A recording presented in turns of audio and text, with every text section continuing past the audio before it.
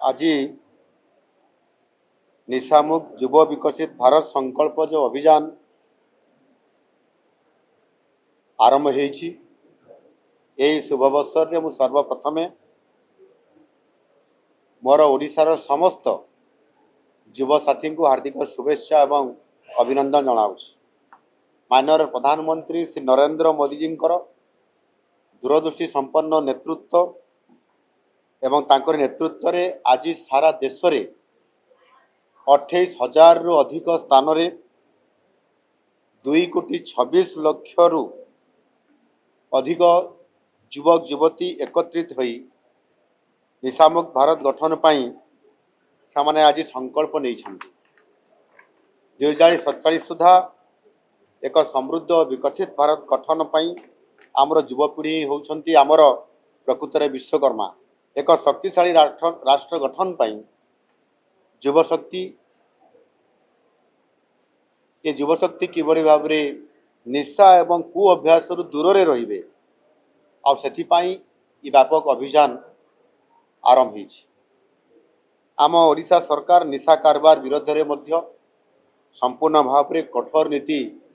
अवलंबन करुछंती एवं ता सहित मध्य यह विरोध में शून्य सहनशीलता बा जीरो टॉलरेंस ये नीति ग्रहण करिछंती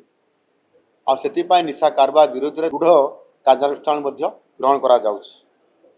आमे केवल निशा कारबार करुवा व्यक्ति को खाली गिरफ करूना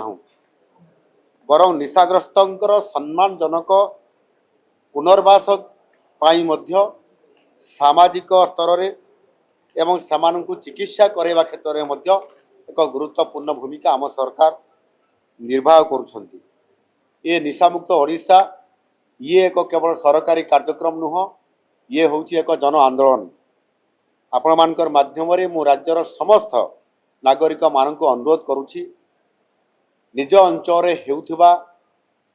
निशा कारबार संपर्क रे आपण माने गोपन रे पुलिस को ए बाबद रे जणांतु एवं पुलिस एक कथा को गोपन रखिबो एवं जो माने निशा कारबार करुथिबे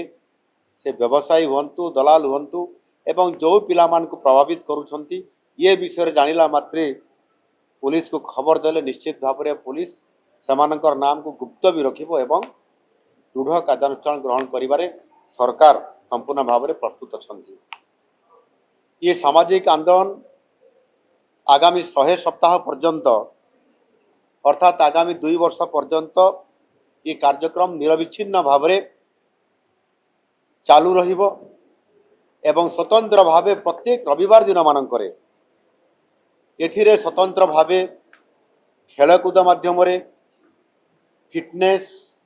जोग एवं विभिन्न प्रकार सांस्कृतिक कार्यक्रम माध्यम ये कार्यक्रम को स्वतंत्र भावे ये जारी रखा जिवो एवं परवर्ती एबे राज्य स्तर कार्यक्रम पर मध्य आमे जातीय स्तर कार्यक्रम सरिला परे एबे राज्य स्तरीय कार्यक्रम मध्य आमे आरंभ करिवु। जातीय स्तर राज्य स्तर पर जिला स्तर एवं तल स्तर पर्यंत ये कार्यक्रम ये लंबा समय धरिकरी ये कार्यक्रम रे सरकार संपूर्ण भाव में इथिरे कार्यक्रम रे जोड़ी हेबे। निश्चित भाव में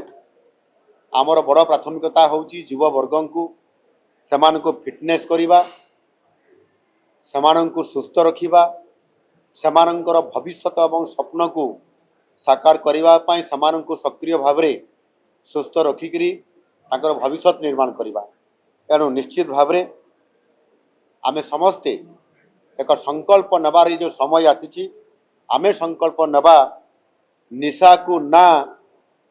एवं जीवन प्रगति को हाँ ये कथा को लेकर ये कार्यक्रम निश्चित भाव में आगामी दिन में ओडिशा रे संपूर्ण भाव में सफल हब एवं भारत वर्ष में मध्य विकसित भारत गठन करिबारे युव नेतृत्व सफल हो पारे।